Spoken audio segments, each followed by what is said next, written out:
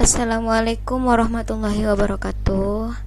Pagi adik-adik, gimana kabarnya hari ini? Semoga kalian semua dalam keadaan sehat walafiat.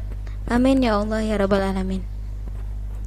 Adik-adikku yang sholih dan sholihah, di masa pandemi ini kita harus mematuhi protokol kesehatan dengan 3M, yaitu memakai masker, mencuci tangan, dan menjaga jarak.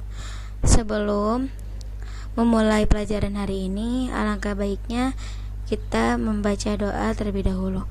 Bismillahirrahmanirrahim. Rabbi jidni ilman warzuqni fahman. Amin.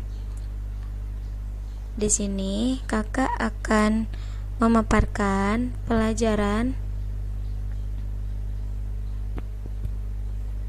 hormat dan patuh kepada orang tua dan guru.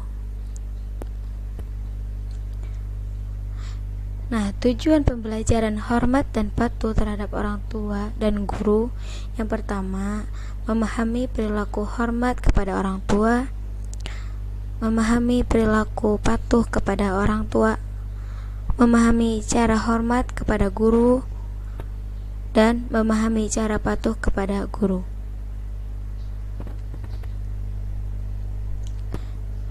Dalam ajaran Islam, kedua orang tua memiliki kedudukan yang tinggi. Setiap anak diwajibkan untuk berbuat baik kepada orang tua, atau dalam bahasa Arab yaitu birrul walidain. Seorang anak wajib menghormati dan mematuhi semua nasihat orang tuanya selama keduanya tidak memerintahkan kemaksiatan dan kemusyrikan.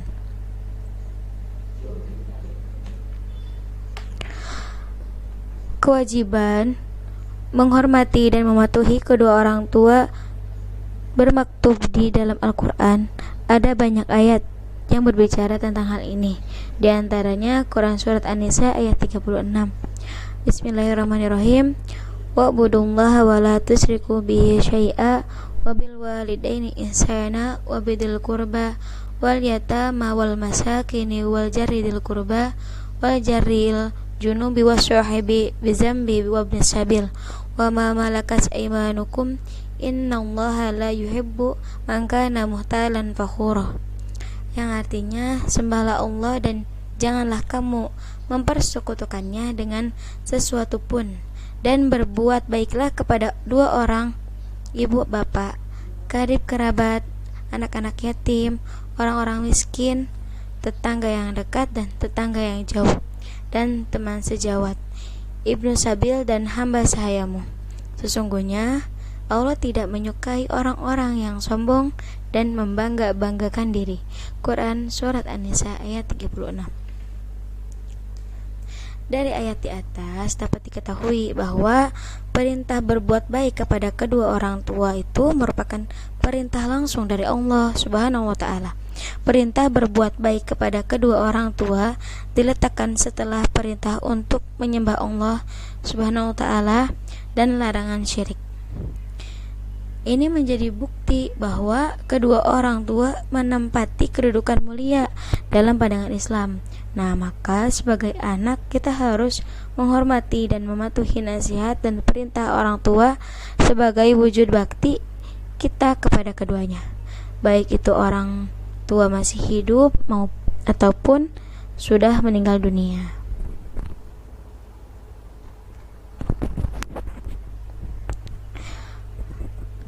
Perilaku durhaka kepada orang tua, uququl walidain, merupakan dosa besar.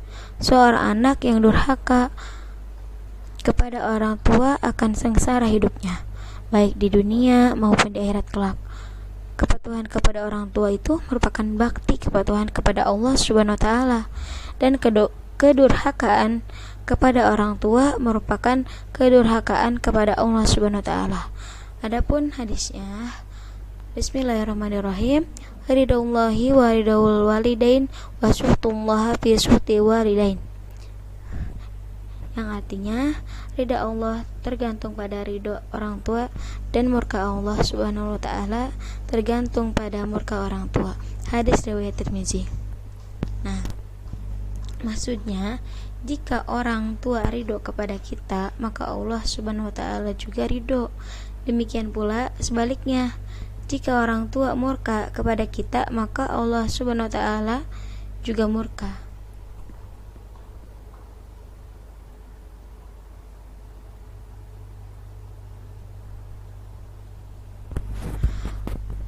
Perilaku menghormati dan mematuhi kedua orang tua ketika orang tua masih hidup.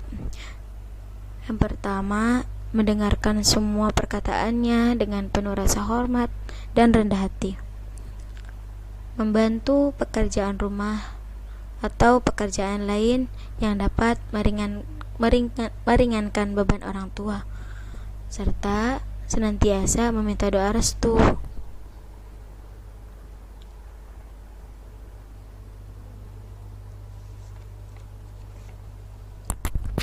Perilaku menghormati dan mematuhi kedua orang tua ketika orang tua yang sudah meninggal.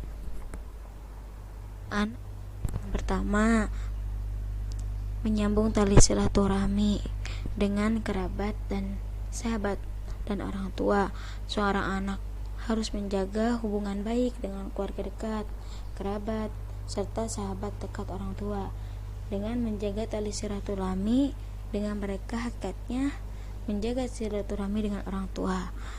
Yang kedua, melanjutkan cita-cita orang tua. Nah, cita-cita mulia orang tua harus dilanjutkan oleh anaknya. Misalnya, pembangunan masjid yang dirintis orang tua belum selesai, maka sebagai anak harus melanjutkan pembangunan masjid tersebut. Yang ketiga, mendoakan orang tua dengan meminta ampun kepada Allah Subhanahu wa taala. Doa anak kepada orang tua akan menjadi ladang pahala yang tiada terputus baginya di alam kubur, sebab hanya anak soleh yang bersedia mendoakan orang tuanya.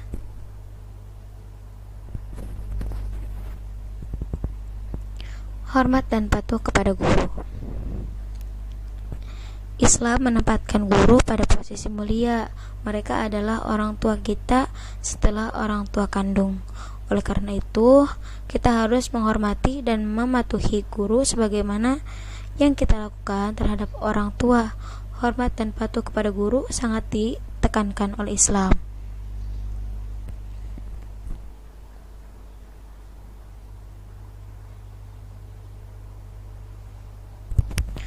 Perilaku menghormati dan mematuhi guru. Yang A, menyapa dan mengucapkan salam saat bertemu. Saat bertemu dengan guru, baik di sekolah maupun di luar sekolah, hendaknya menyapa dan mengucapkan salam. Ucap salam itu akan membuat guru senang dan bangga kepada muridnya. Yang B, mendengarkan dan menyimak dengan baik semua perkataannya. Perkataan guru pasti mengandung hikmah, sehingga murid hendaknya mendengarkan dan menyimak dengan baik. Yang C, mengikuti pelajarannya dengan penuh semangat.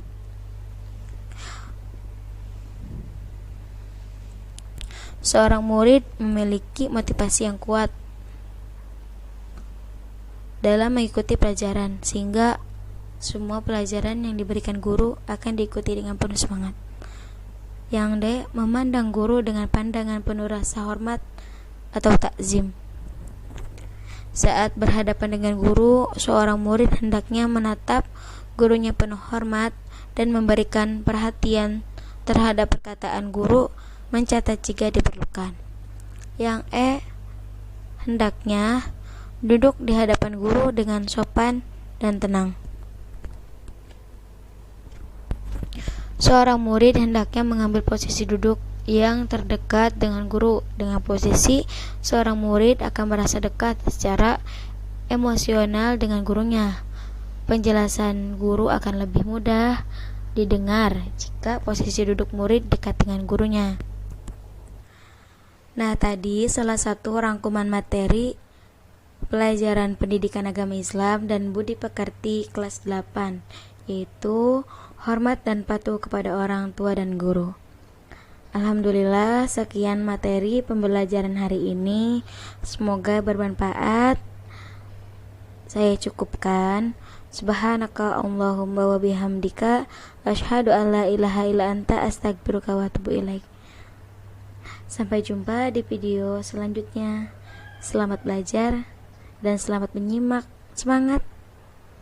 Assalamualaikum warahmatullahi wabarakatuh.